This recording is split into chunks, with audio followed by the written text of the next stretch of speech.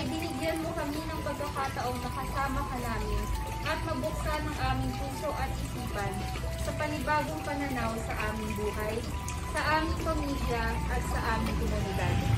Sa iyong paglisan ay lubos kami nagpapasalamat sa pagdalaw mo sa aming barangay at may pananabik na maghihintay sa iyong muling pagbabalik.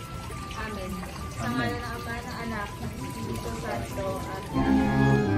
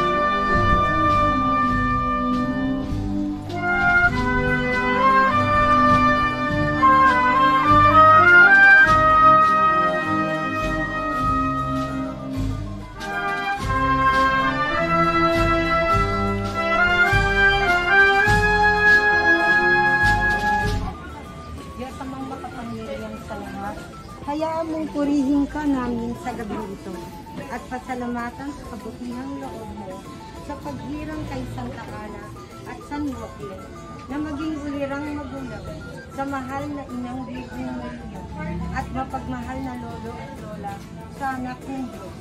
Naway ang diwa ng pananampalataya sa Marian ni San Joaquin at Santa Ana sa tulong na banal na Espiritu ay may matularan at madalangin din namin na manatili namin ang aming pamilya na may pagmamahal, pagtutulungan, may respeto sa isa't isa, tamang pag-aariga sa mga anak, lolo at lola, at sa tapat na pagsasama ng mag-asawa.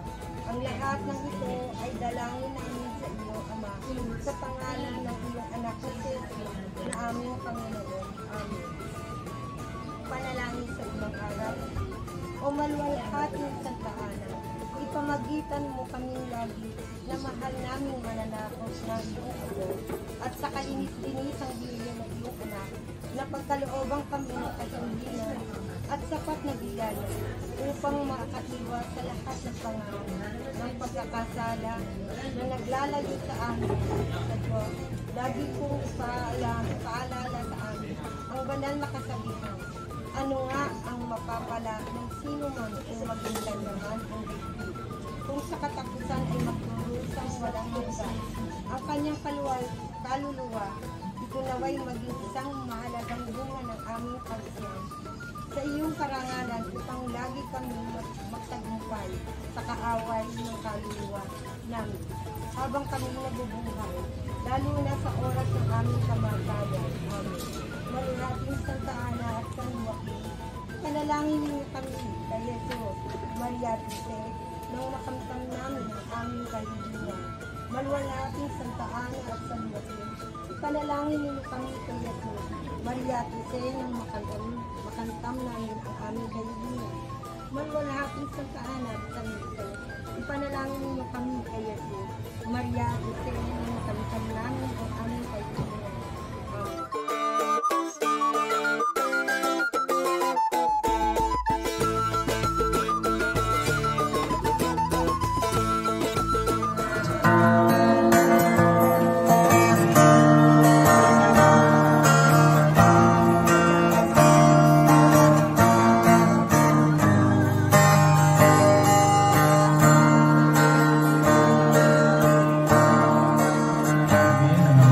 Lola na narito ngayon, nalatigit yung may mga karamdaman upang sa iyong pamamaglubay, pagkalinga sa buhay, patuloy po silang palakasin upang makabalik po sila sa paglilingkod sa iyo na may kalakasan ng pananampalataya at kalakasan ng kanilang pangangatawan. Patuloy mo po silang gabayan at puspusin ang lahat ng kanilang pagpapalo ng kanilang kakailanganin sa araw-araw. Ito po yung aming samot dalangin sa pangalan ni Jesus. Amen.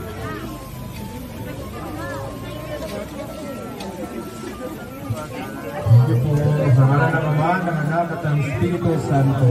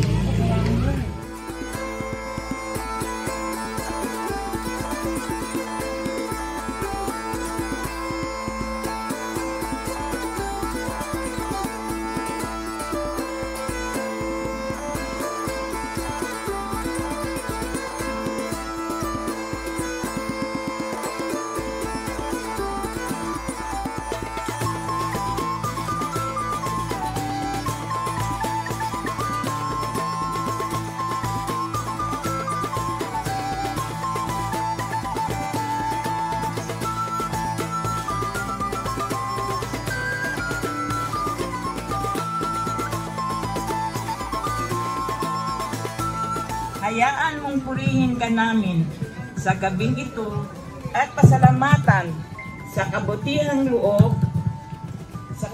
loob mo sa paghirang kay Santa Ana at San Joaquin na maging ulirang magulang sa mahal na Inang Birheng Maria at mapagmahal na lolo at lola sa anak ng Diyos. Nawa, ang diwa ng pananampalataya at kabutihan ni San Joaquin at Santa Ana sa tulong ng banal na Espiritu ay aming matularan at dalangin din namin na mapanatili namin ang aming pamilya na may pagmamahalan, pagtutulungan, may respeto sa isa't isa, tamang pag-aaruga sa mga anak, lolo at lola, at sa tapat na pagsasama ng mag-asawa. Ang lahat ng ito ay dalangin namin sa iyo, Ama, sa pangalan ng iyong anak na si Jesus na aming Panginoon. Amen. Amen. Sa ngalan ng Ama, sa Anak, sa Diyos Espiritu Santo. Amen.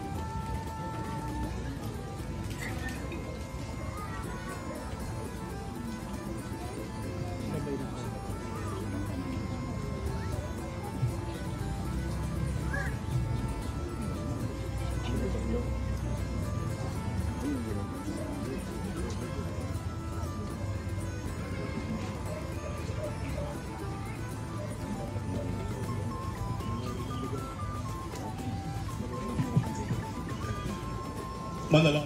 Amang makapangyarihan, maraming salamat po sa mga pagkakataong ibinibigay niyo po sa amin na magkakatipon-tipon sa ngalan po ng aming Panginoong Jesucristo. Naway patuloy niyo pong basbasan ang mga lolo at mga lola na nandito po sa harapan. Kamukha po ng pagbabasbas po ninyo sa mga lolo, kina Lola Ana at saka po si Lolo Joaquin. Patuloy niyo po silang gabayan.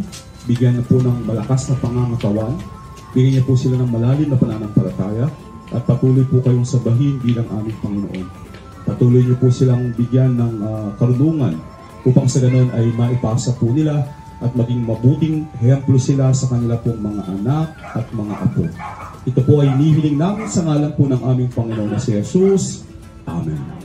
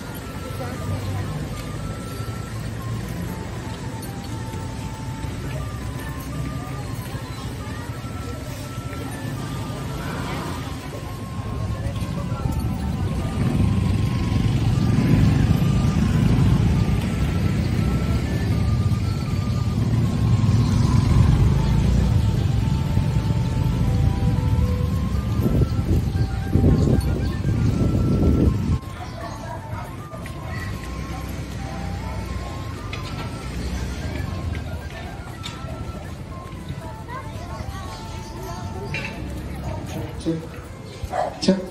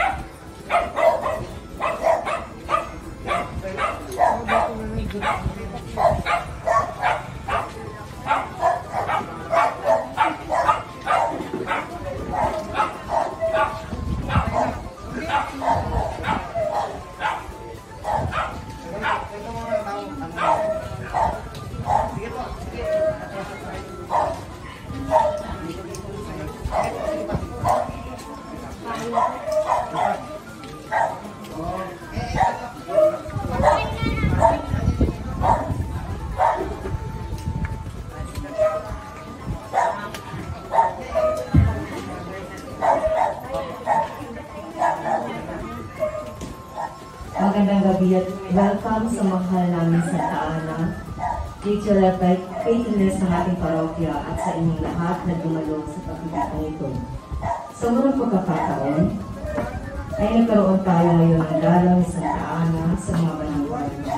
Bilang paghahanda sa nalalapit na kapistahan ni San Joaquin at Santa Ana sa July 26, at magandang pagkakataon na din na makilala at makaliig natin ang mga bagong kapayaan ng ating parokya. Para sa kaalaman ng lahat, si San Joaquin at Santa Ana ang mga magulang ng ating mahal na Birhen Maria at lolo at lola ng ating Panginoong Jesucristo.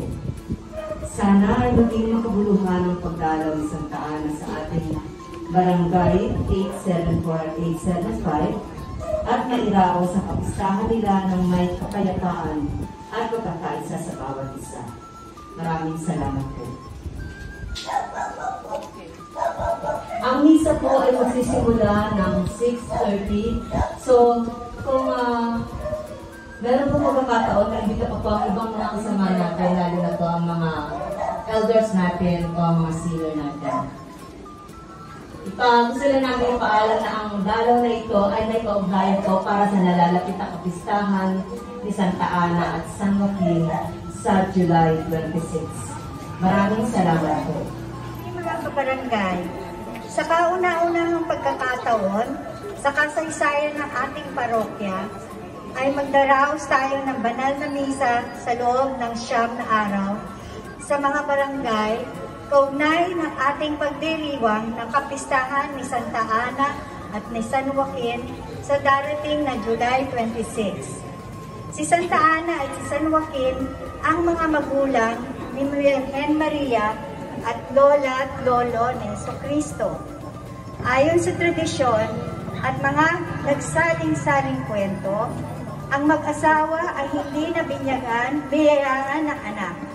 Sa kanilang pagtanda, sila ay naging tampuhan ng pangungutya dahil sa kanilang pagkabaog. Dahil sa paninising dinanas ni Joaquin sa mga kasama sa templo, minabuti niya ang mga ibang bayan upang manalangin. Samantalang si Ana, sa kanyang kalungkutan, sa pag-alis ng Joaquin at dahil na rin sa kanyang pagkabaog, ay mataimtim na nanalangin sa Diyos na kung sila ay mabibiyayaan ng anak, ihahandog nila ito sa paglilingkod sa Panginoon. At hindi naglaon sa kagandahan loob ng Diyos at ayon sa kanyang dakilang plano ng pagliligtas ng sandaigdigan mula sa kasalanan, ipagkaloob niya ang pinalangin ni Ana. Ipinaglihin niya si Maria, walang bahid dungis ng kasalanan mula sa kay Eva at Adan. Ito ang tinatawag ng dogma ng Immaculate Conception o Immaculada Conception. Dahil sa kasaysayan ni Santa Ana, sa kanyang milagrosang pagbubuntis kay Maria sa matandang edad, siya ay tinagurang patrona ng mga hindi magkaanak. Ayon sa kwento, dumagsa ang mga deboto dito sa atin noong araw upang mapugay kay Santa Ana at humiling ng anak. Nang dumating ang mga Franciscanong misyonaryo dito sa ating noong 1578, nadatnan nila ang isang pamayanan, matubig at maraming sapa. Nang tanungin nila ang ating mga katutubong ninuno kung ano ang tawag sa lugar, Sapa ang isinagot sa kanila. Simula noon ay tinawag na nila itong Santa Ana de Sapa bilang pagbibigay-pugay kay Santa Ana. Siya na rin ang tinakdang patrona ng bayan. Nang maitayo ang kasalukuyang simbahan natin noong 1725, si Maria ang ina na walang mag-ampon ang naging pintakasi ng bayang Santa Ana. Tayo ngayon ay nasa ika-4 araw ng nobena. Maghanda tayo sa ilang sandali at sisimulan na ang banal na misa. Sila ng pagpapala at lahat ng mga biyayang kanila kakailanganin sa araw-araw. Sa pang-araw-araw nilang buhay, Ama, kayo po ang kanilang maging lakas at inyong mga salita ay magkaloob sa kanila ng kaginhawaan, lalo tigit sa lahat ng mga pagsubok na dumarating sa kanilang buhay. Pagkaanin mo po ang kanilang mga tiisin at ang kanilang mga sakit, upang sa gayon ay patuloy po silang makapaglingkod sa iyo na may kababaang loob, pagtitiis at pagmamahal. Ang lahat ng ito, Ama, ay aming samudalangin sa pangalan ni Jesus, kasama ng Espiritu Santo, magpa sa walang hanggan. Amen.